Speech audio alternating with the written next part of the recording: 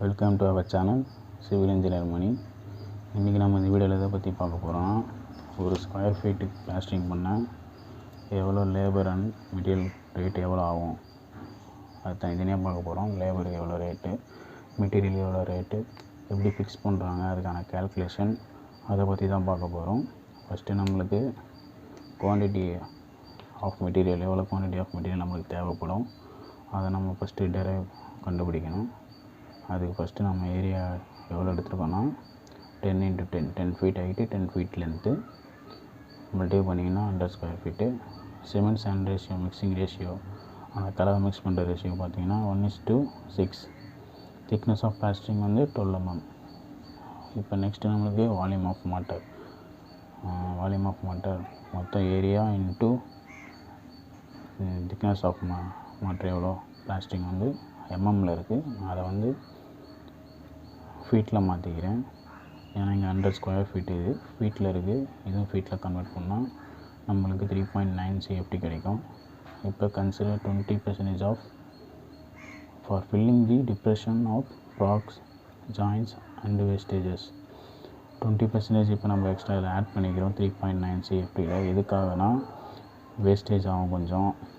அடுத்தது பார்த்திங்கன்னா ஜாயின்ட்ஸ்லாம் அந்த பிரிக் ஒர்க்கு ராவாக இருக்கும்போது அது டிப்ரெஷன் அதிகமாக இருக்கும். சில இடத்துல பள்ளமாக இருக்கும், சில இடத்துல மேடாக இருக்கும். ரொம்பலாம் இல்லை, ஒரு எம்எம்மில் இருக்கும்.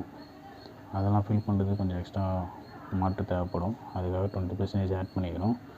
3.9ல் 20%, 20/100 × 3.9 போட்டிங்கன்னா அதோடைய 3.9ல் 20% எவ்வளோன்னு கிடைக்கும். ப்ளஸ் டோட்டல் 3.9 ப்ளஸ் பண்ணிங்கன்னா 4.68 CFT வரும்.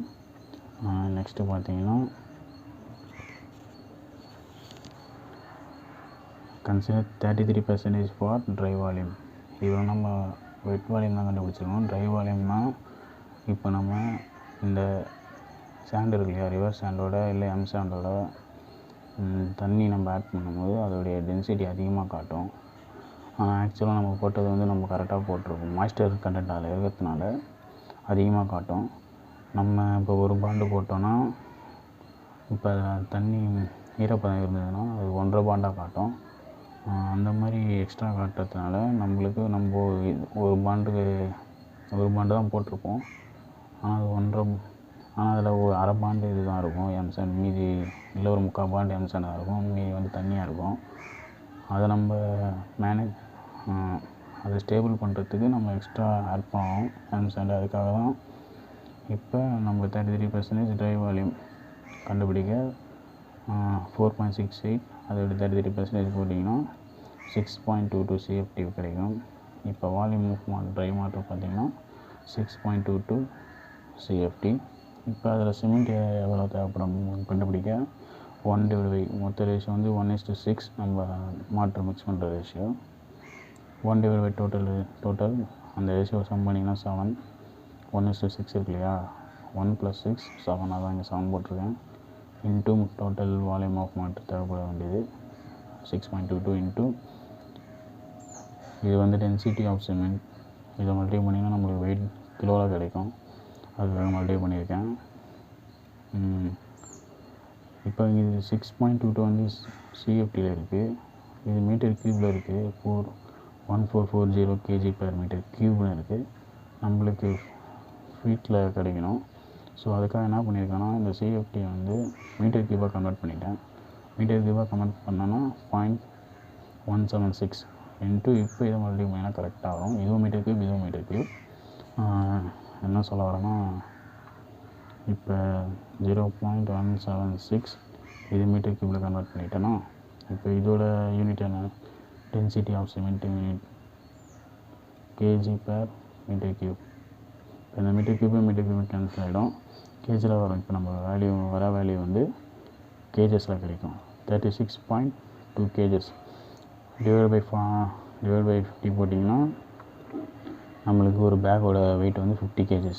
1 பேக் சிமெண்ட்டோட வெயிட் பார்த்திங்கன்னா 50 kgs. அதனால் டிவைட் பண்ணோன்னா எவ்வளோ பேக் நம்மளுக்கு தேவைப்படும்னா 0.72. இதை 1 பேக்காக கன்சிடர் பண்ணிக்கலாம். அது சாண்டு கண்டுபிடிக்க ரேஷியோ வந்து சாண்டோட பார்ட் வந்து 6 part divide by total part into volume of மெட்டீரியலும் 6.22 மல்டிப்ளை பண்ணிங்கன்னா 5.33 CFT.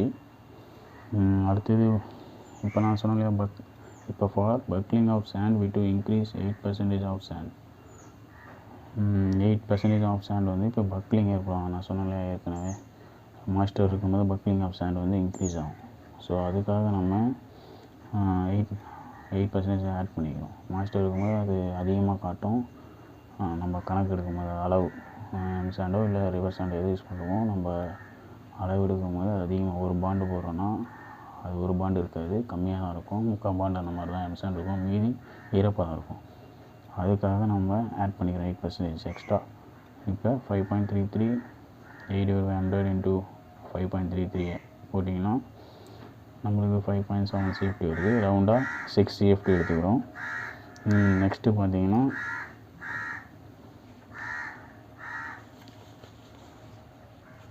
வாட்டர் எவ்வளோ தேவைப்படும் கண்டுபிடிக்க போகிறோம். அதுக்கு water ratio, water by cement is equal to 0.45 எடுத்துக்கிறோம்.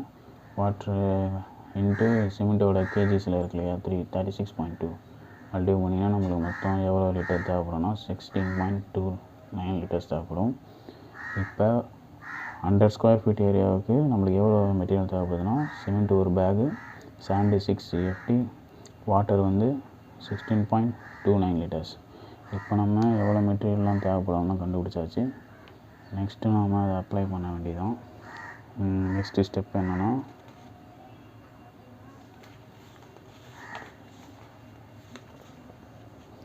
லேபர் காஸ்ட் கண்டுபிடிக்க போகிறோம்.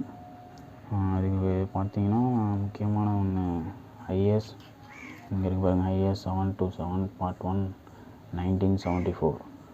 அந்த கோட் புக்கில் லேபரோட output constant for building works.